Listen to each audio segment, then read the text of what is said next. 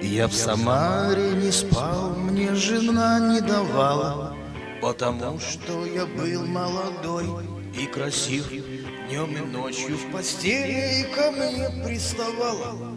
Я устал от нее, улетел в Тель-Авив.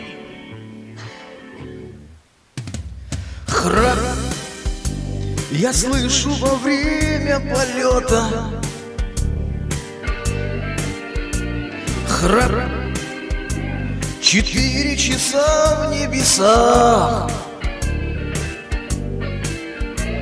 Храп не спит стюардесса с пилотом.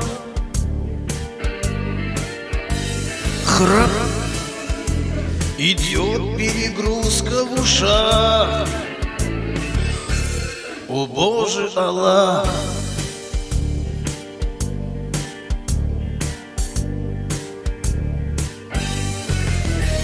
Поселился в подвале у мамы и папы. Это звездный отель, без окон и дверей. Я не вижу ни света, не знаю я даты. Я как будто бы в клетке, где много зверей. Храп я слышу отца среди ночи. Храп заснуть не могу до утра. Храп и мать не сомкнет свои очи. Храп терпеть это больше нельзя. Поверьте, друзья.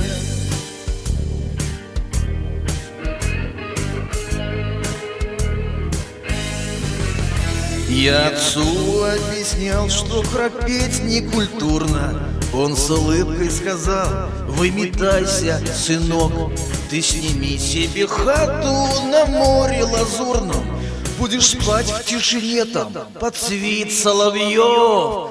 Храп я слышу отца среди ночи.